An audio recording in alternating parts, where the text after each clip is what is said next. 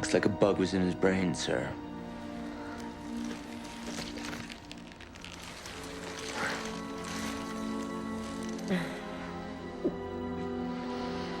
They sucked his brains out.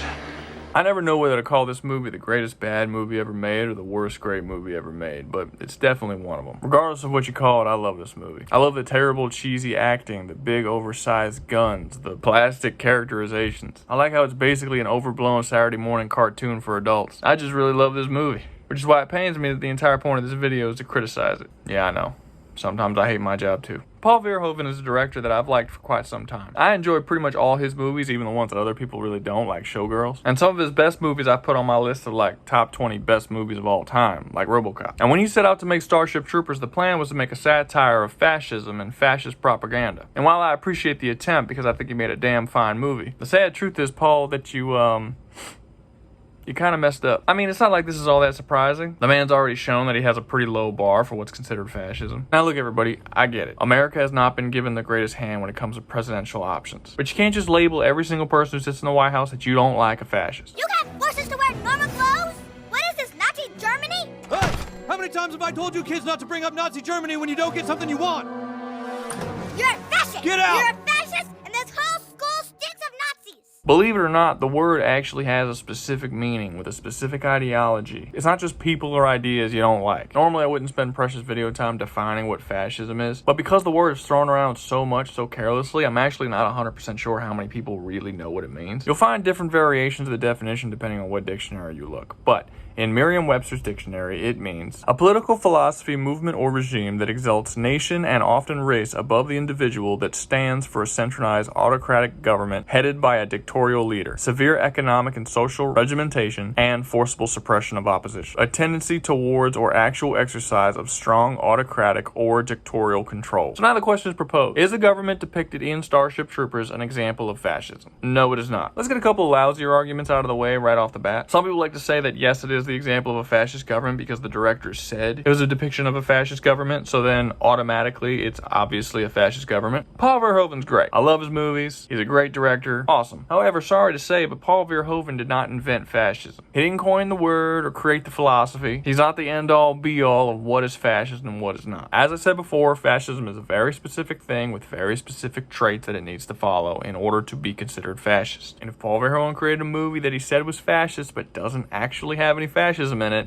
then he failed to make a movie about fascism. Same way as if he decided to make a movie about dogs and then filled it with a bunch of lions. He can keep saying it's got dogs in it, but nope, those are lions. I know the difference. Secondly, and this is a big one, a lot of people like to use the argument that the war was started by the humans in the film. And they use this to kind of sidestep a lot of arguments. The people I've seen who believe this say that the humans faked the attack in Buenos Aires that caused the war to force their people into a conflict that they already wanted to get into. Basically painting the entire human government in the movie as this incredibly malicious and over-controlling entity. My issue with this is that it's a fan theory and nothing more. There's nothing in the movie that shows that the Buenos Aires attack was fake. And there's nothing to really show that they started the war. At one point in the movie, there's a quick line where a reporter says something about the humans encroaching on the arachnids' territory, and that's what spurred the arachnids on to attacking humanity. And that probably is the case, but that's not an evidence of fascism. Humanity didn't actually invade the arachnid home. They were just coming upon their territory. It's shown throughout the entire movie the humans don't even know if the bugs can think. They just seem like animals to them. They find out in this movie that one of the bugs might actually be able to think and they might have some form of intelligence. But that's new information that they didn't have before. You can't invade territory of animals. And even if you could, the response the arachnids had of blowing up an entire city was completely uncalled for. That would have caused a war whether they were fascist or not. As far as I'm concerned, this whole thing about the humans starting the war and it being this dark plan to take over the arachnid territory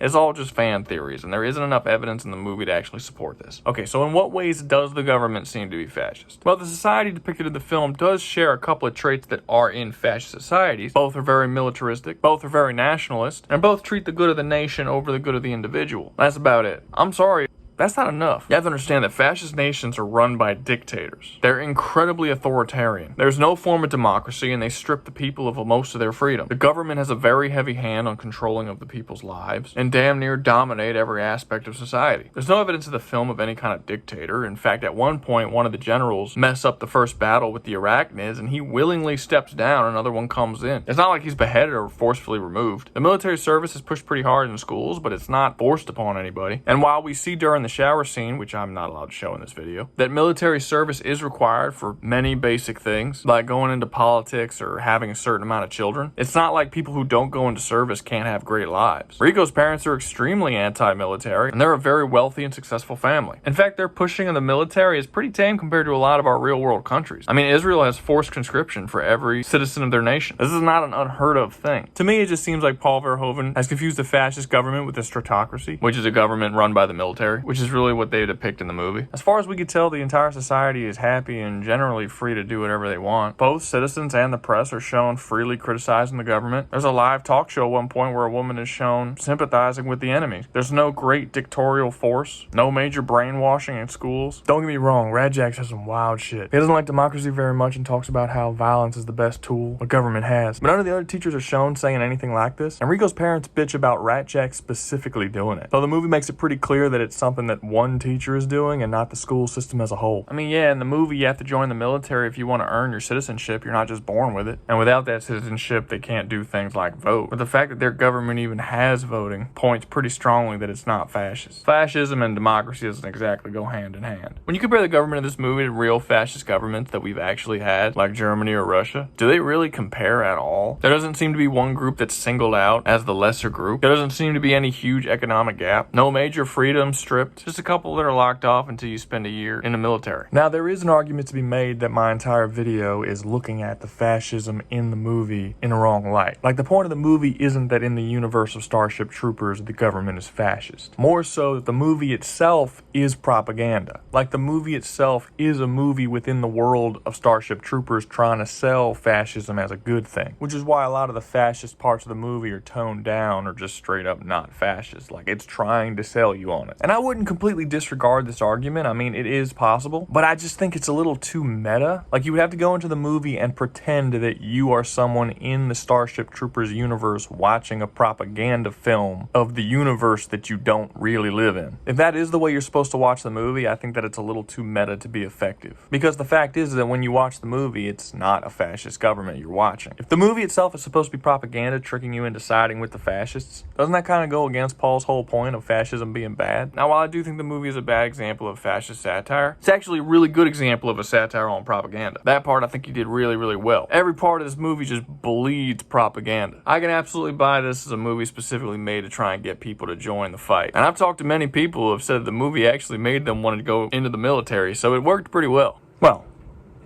not the way Paul would have wanted. So I still love you, Paul, and you made a really good movie, just maybe not the movie you wanted to. Anyway, I know this is a shorter video for me, but I wanted to get you guys something. Remember to like the video, subscribe, and y'all be safe out there, you hear?